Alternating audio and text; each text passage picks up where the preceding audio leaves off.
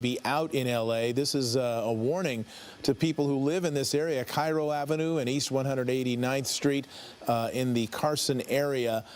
Please stay in your homes. All right. If you're out on the What's street, up, everybody? go back Good inside evening. because this could end in an Gotta accident. chase. This could end in a foot bail.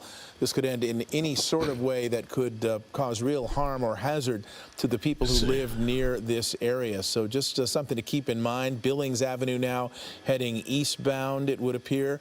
Somebody with a weapon. Chris, what do you see up ahead?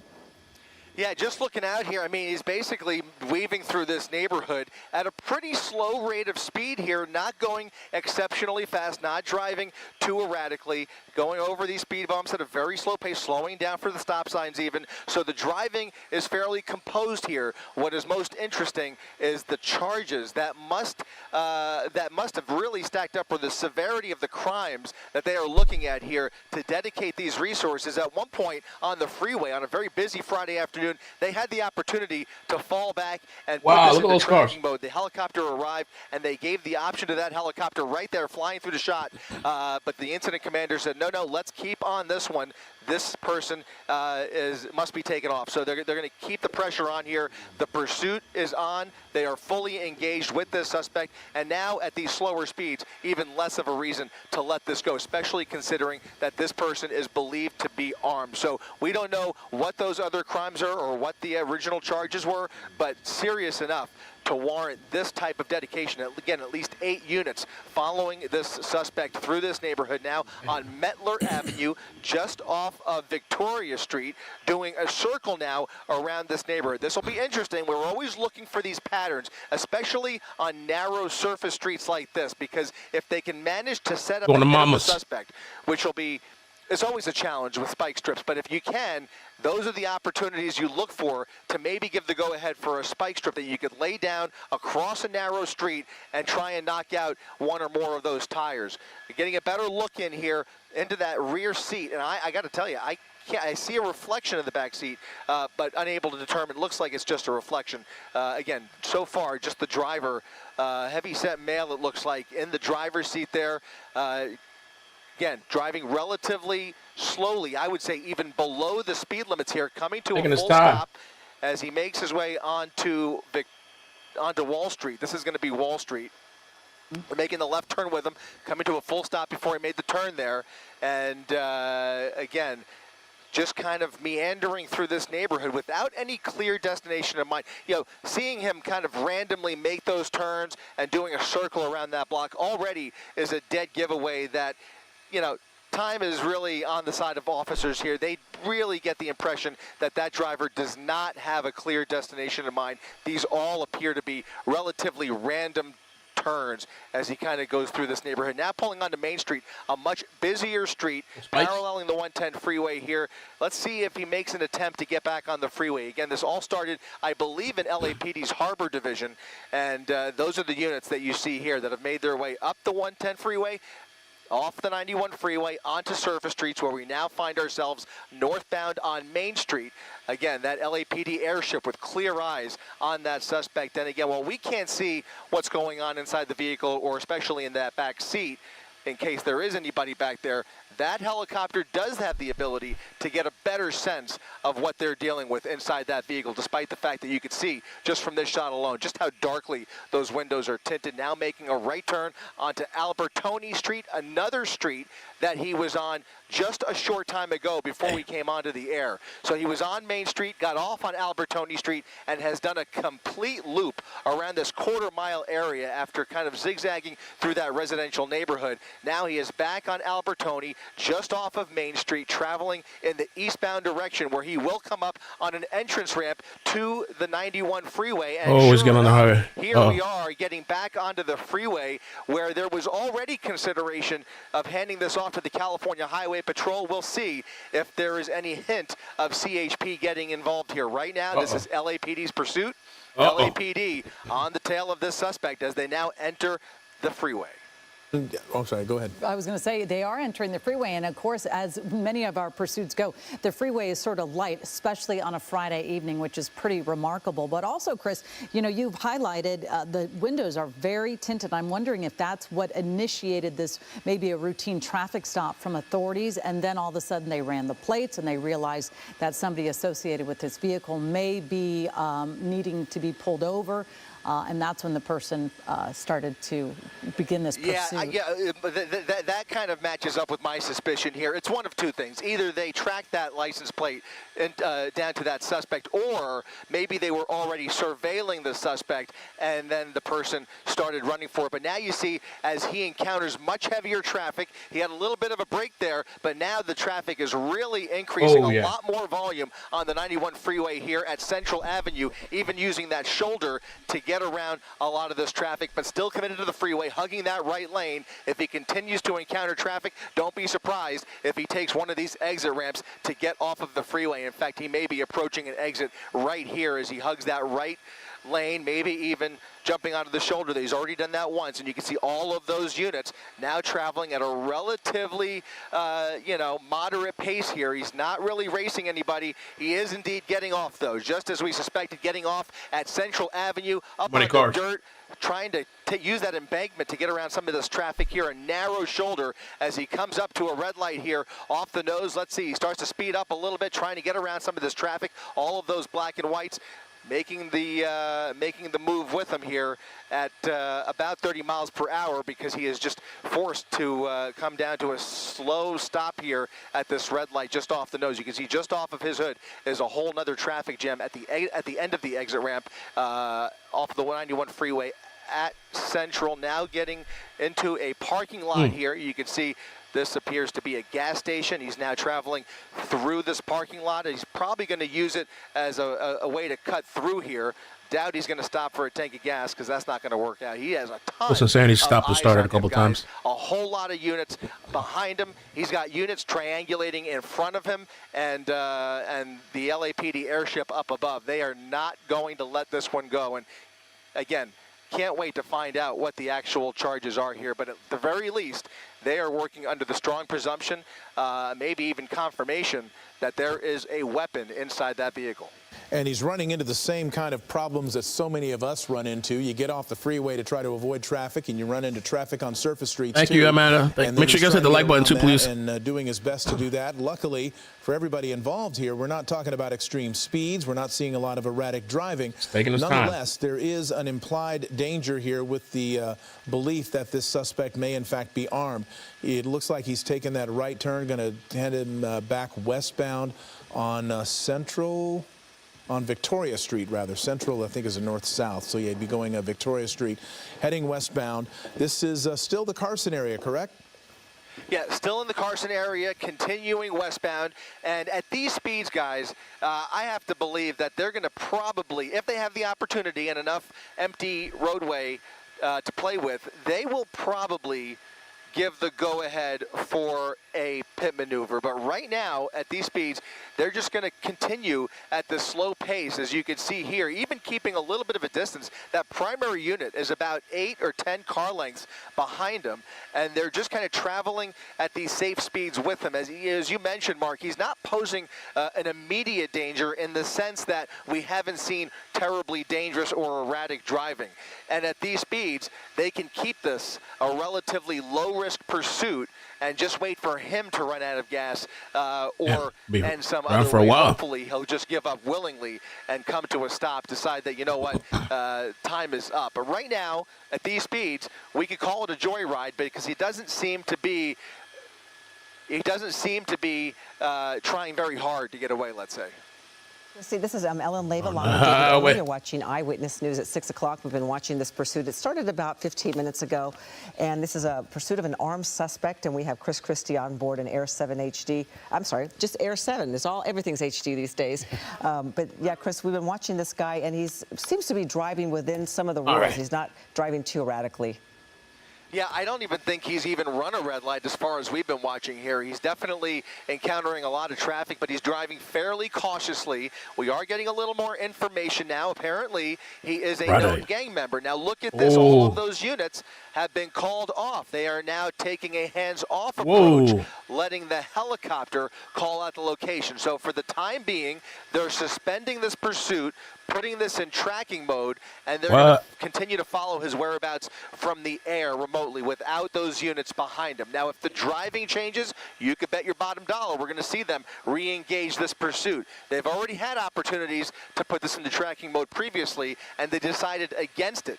Now, they have fallen back. Let's see how his behavior changes as we make our way through the streets of Carson here. He's now back again onto Albertoni Street. This is now the third time we have been in that same exact area just to the east of Main Street along Albertoni Street. He's done an entire loop around this neighborhood a full 2 or 3 times already. Look at this, a random U-turn back towards the freeway on Albertoni, heading back towards Main Street, back towards the 110 freeway.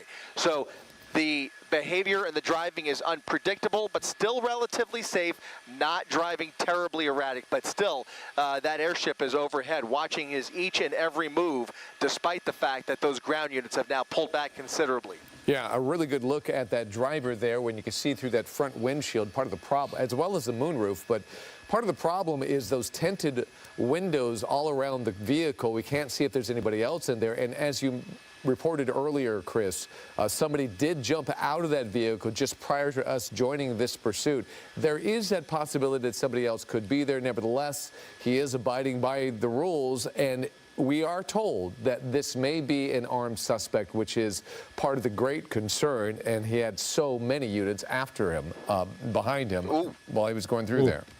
Yeah, close call there. Yeah, he is believed to be armed and a known gang member at that, which leads me to maybe believe that perhaps these were gang units that were tracking the suspect, and then the suspect took off. But in any event, we find ourselves now tracking this this known gang member through the streets here without any police behind him, and the driving, again, just a casual joyride through the streets of Carson here. Once again, wild on Main Street and Albertoni. So this is now the 4th time that we have been at this exact same intersection, and now he's coming up with another opportunity to get on the freeway, bypassing the freeway there. You saw he went underneath the 91 freeway, is now continuing northbound on Main Street, where there are many more opportunities to turn left and get onto the 110 freeway, or he could take this straight up north along Main Street.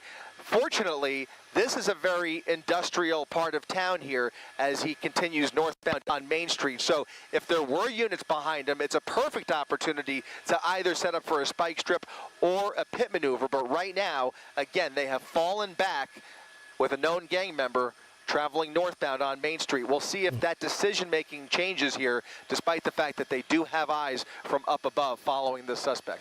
Yeah, they've had opportunities to do the spike strip when they were in those smaller residential streets, and now we're in the Gardena area, turning left on, looks like 168th Street. Yeah, left on Main Street. And guess what, guys? That LAPD helicopter has just peeled off. So what? So let him go? Now heading somewhere else, maybe with other police business, who knows? And those ground units have fallen back completely. And so this joyride will continue without any pressure whatsoever. And perhaps, you know, I mean, you can never get into the mind of you know, how these decisions are being made. Maybe the female that jumped out of the vehicle was the primary target. You never know, but that's certainly a possibility.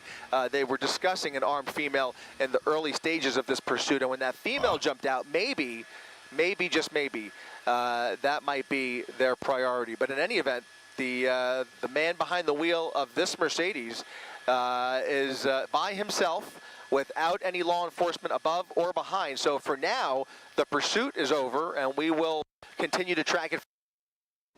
Back over to you, unless anything changes. All right, Chris, keep an eye on this. We're going to break away from this pursuit, a very interesting pursuit. We'll try to get some answers on that. Nevertheless, we have more news that we want to get to right now. Get on the ground right now. So they're not going to show the chase. Let me. Is ABC the only one that's out there? Let me check their website. Oh, I saw something really interesting too that I want to share real quick. Oh, look, here's. I think this might be working. You to track it Oh no. back over to you unless anything changes. All right, Chris, keep an eye on this. We're going to break away from. No. Remember, there was a chase recently where the person was like this, apparently the serial rapist. There's been an update with that. I'll check it out real quick. Boom, boom, boom.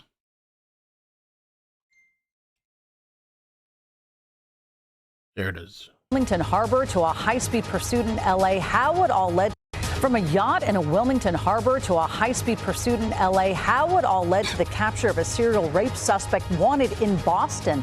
Welcome back. I'm Colleen Sullivan in for Giovanna Lara. I'm Mark Brown. You're watching Eyewitness News at 5 live on ABC 7, Hulu, and wherever you stream.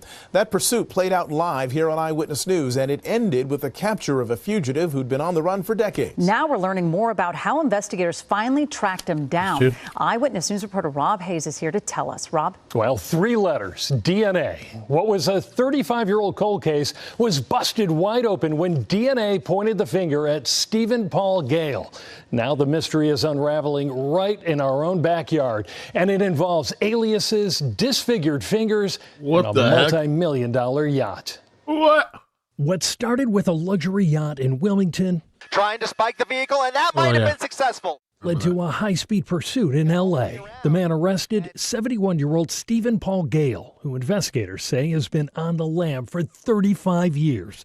He's accused of kidnapping and raping 2 women at gunpoint in a clothing store outside Boston in 1989. He's a monster, and he needs to go to prison for the rest of his life. That is one of Gale's alleged victims, her identity hidden. DNA evidence credited for breaking the case wide open. Eyewitness News was the only station in the courtroom yesterday as Gale was arraigned. He was wheeled in on a gurney, facing check forging charges from the 90s. The judge setting bail at $2 million.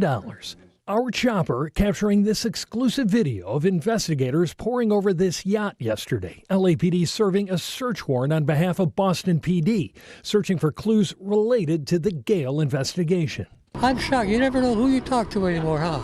Don Smollett has lived at the Wilmington Marina for 34 years and says it's been about 7 years since Gale showed up with the yacht named Dior.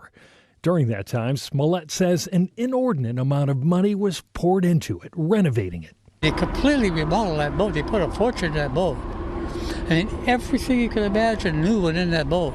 Electronics and everything. LAPD tells Eyewitness News that Gale lived at least part-time on the yacht, but Smollett says he'd only see him about once a month, when Gale would spend several hours on board, occasionally bringing an unidentified man with him. Every now and then he'd bring another gentleman that looked like him. Like I thought it was his brother. A real heavy-set guy also. Investigators say Gale may have ties to organized crime. Tickle tits. Thank you for the 6 months, and thank you for the other day. That was amazing. Disfigured his fingerprints to hide his identity. They're now no freaking way.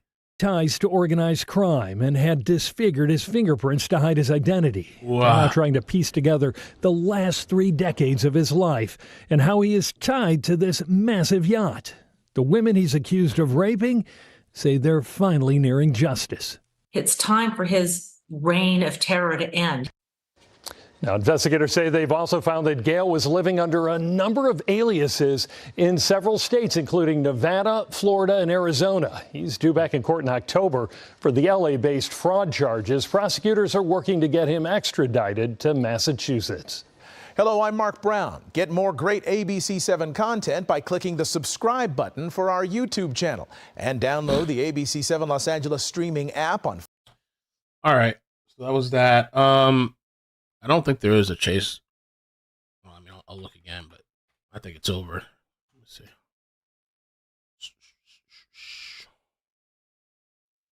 I think it's over. Oh, wait. Is it? No, yeah, I think it's over.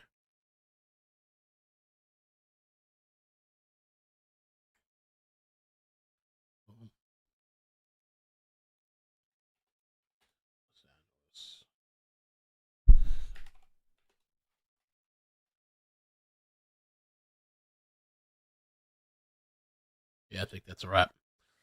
All right, guys.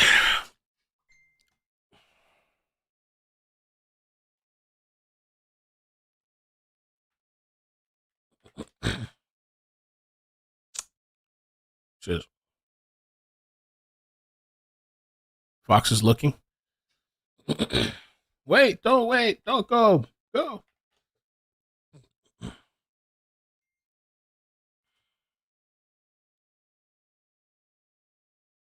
I wonder what's up with that. They just. Hello? Fox is live. I don't see them live. Okay. All right.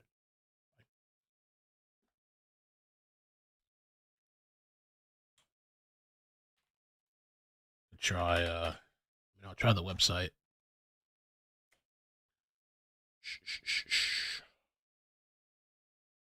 LA kidnapping, vehicle carjacked.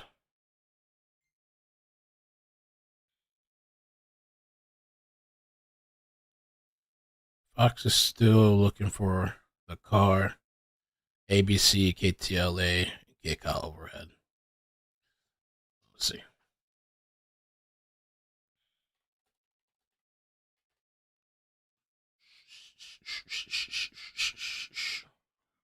I guess we'll wait and see if something pops up. Damn, Trump's still talking? Even like, maybe not anymore.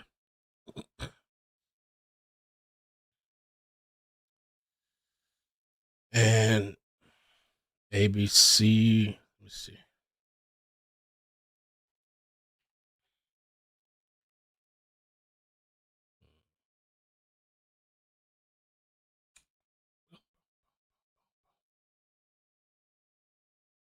Nothing on ABC. You can take a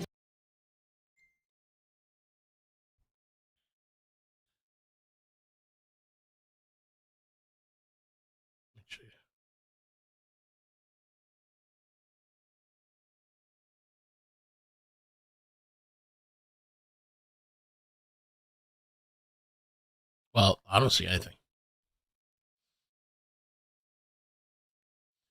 Joy, thank you for the 9 months. Appreciate that.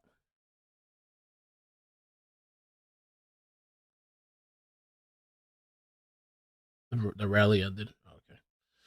All right. I guess that's it for now. I mean, I don't know. Tell him Fox is. I don't see anything. I mean, of course, I'll come back if they come on, but.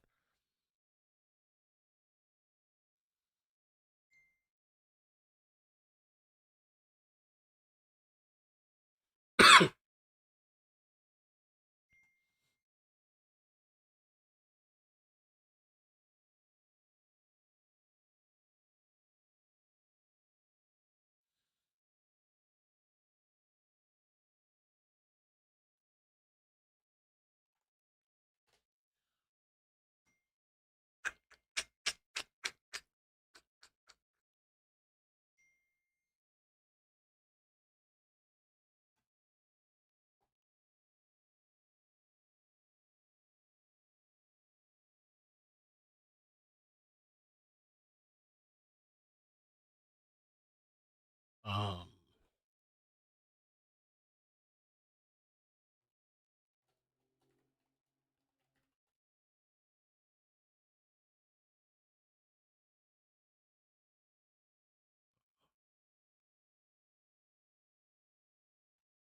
I'll check one more thing, but I think that's it.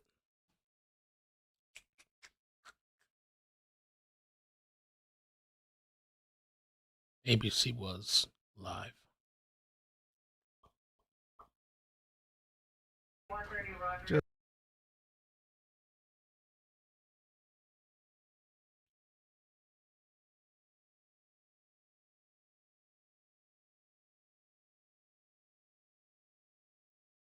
I guess that's it. All right, guys. If there's anything else that pops up tonight, I'll definitely be back on. Make sure you turn on your notifications. And yeah, thank you guys. Peace. Bye. Bloop, bloop, bloop.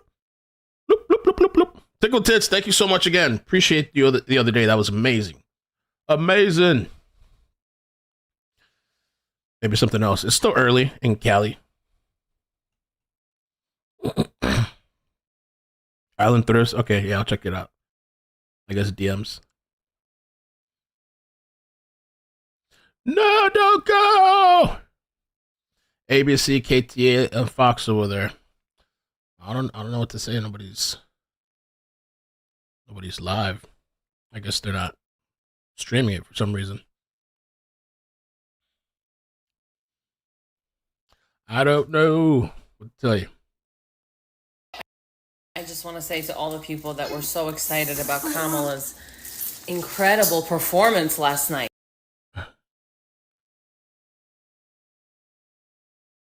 All right. So I'll be back. Turn on notifications. All right.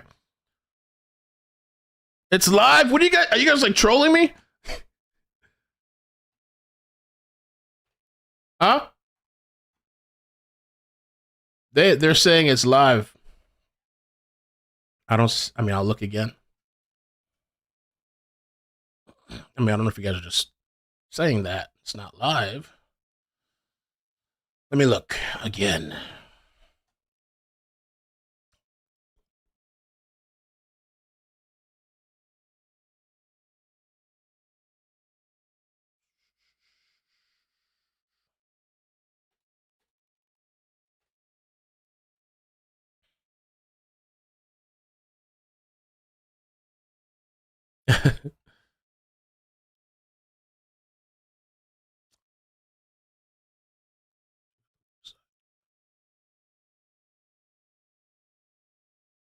Have TV going on.